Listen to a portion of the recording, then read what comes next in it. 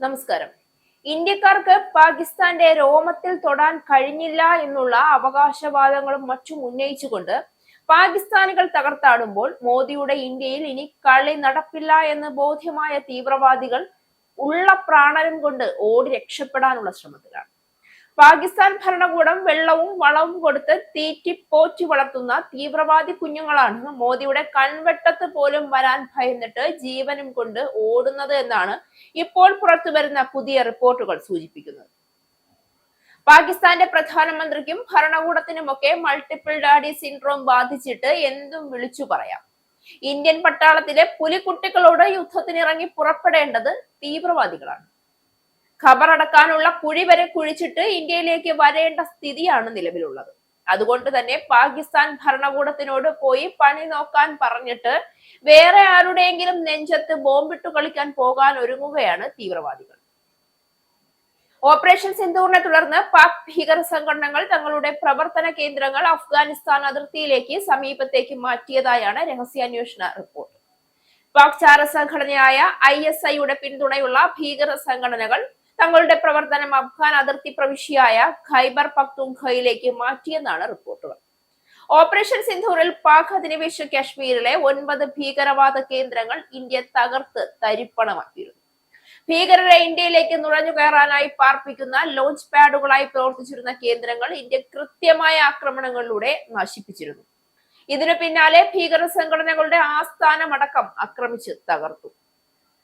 ഇതോടെയാണ് പ്രവർത്തനം അഫ്ഗാൻ അതിർത്തിയോട് ചേർന്നുള്ള സ്ഥലങ്ങളിലേക്ക് മാറ്റാൻ ഭീകരർ നിർബന്ധിതരായത്.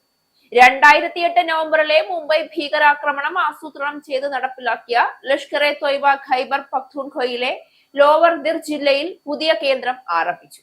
അഫ്ഗാനിസ്ഥാൻ അതിർത്തിയിൽ നിന്ന് വെറും 47 കിലോമീറ്റർ മാത്രം അടുത്തുള്ള സ്ഥലത്താണ് മാർക്കസ് ജിഹാദി അക്സ എന്ന ഭീകരവാദ പരിശീലന കേന്ദ്രം ലഷ്കർ എ തൊയ്ബ ആരംഭിച്ചത്. ഇതിന്റെ ഉപഗ്രഹ ചിത്രങ്ങളും രഹസ്യാന്വേഷണ ഏജൻസികൾക്ക് ലഭിച്ചിട്ടുണ്ട് എന്നാണ് റിപ്പോർട്ടുകൾ. 4600 ചതുരശ്ര അടി വിസ്താരത്തിലുള്ള ഈ കേന്ദ്രത്തിൽ ഒരു പള്ളിയും പരിശീലന കേന്ദ്രവും താമസ സൗകര്യങ്ങളുമുണ്ട്. പല കാര്യങ്ങൾക്കായി വന്ന ഫണ്ടുകൾ ഈ കേന്ദ്രത്തിന്റെ നിർമ്മാണത്തിനായി ലഷ്കർ വകമാറ്റി വിടുന്നുണ്ട്. ഈ വർഷം ഡിസംബറിൽ പ്രവർത്തനം ആരംഭിക്കണമെന്ന ഉദ്ദേശത്തോടെയാണ് ലഷ്കർ നേതൃത്വം മുന്നോട്ടു പോകുന്നത്. ഹൈദരാബാദ് സ്ഫോടന കേസിലെ മുഖ്യ സൂത്രധാരന്മാരിൽ ഒരാളായ നാസർ ജാവേദ് ആണ് ഈ കേന്ദ്രത്തിലെ കമാൻഡർ എന്നാണ് രഹസ്യാന്വേഷണ ഏജൻസികൾക്ക് ലഭിച്ച വിവരം. ഇതിനു പുറമെ ബിലാൽ ഫായ് എന്നറിയപ്പെടുന്ന മുഹമ്മദ് യാസിൻ, അനസുള്ള ഖാൻ എന്നീ ഭീകരവാദി നേതാക്കൾ പുതിയതായി റിക്രൂട്ട് ചെയ്യുന്നവർക്ക് ആയുധ പരിശീലനം നൽകുന്നവരായി പ്രവർത്തിക്കുമെന്നാണ് വിവരം. ലഷ്കറിന്റെ പുതിയ ചാവേർ ഗ്രൂപ്പുകൾക്കുള്ള പരിശീലനവും ഇവിടെ ആയിരിക്കുമെന്നാണ് കരുതുന്നത്. മെയ് 7 ഇന്ത്യ തുടങ്ങിവെച്ച ഓപ്പറേഷൻ സിന്ദൂറിൽ ലഷ്കറിന്റെ പാക് അധിനിവേശ കാശ്മീരിലെ മർക്കസ് അൽ ഹാദിദ് എന്ന ഭീകരവാദ കേന്ദ്രം തകർന്നു തരിപ്പണമായിരുന്നു. ഇതിന് 2 മാസം കഴിഞ്ഞപ്പോഴാണ് അഫ്ഗാൻ അതിർത്തിയിലേക്ക് ലഷ്കർ പ്രവർത്തനം മാറ്റിയത്.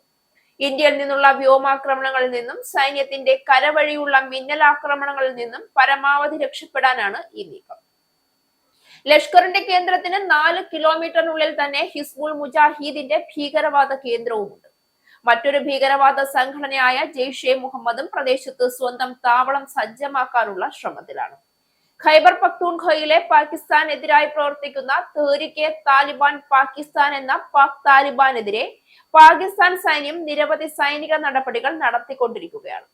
പാക് സൈനിക നീക്കങ്ങളെ തുടർന്ന് പാക് താലിബാന് സ്വാധീനം നഷ്ടപ്പെടുന്ന മേഖലകളിൽ പാകിസ്ഥാൻ അനുകൂല ഭീകര സംഘടനകൾ കളം പിടിക്കുകയാണ് എന്നാണ് റിപ്പോർട്ടുകൾ.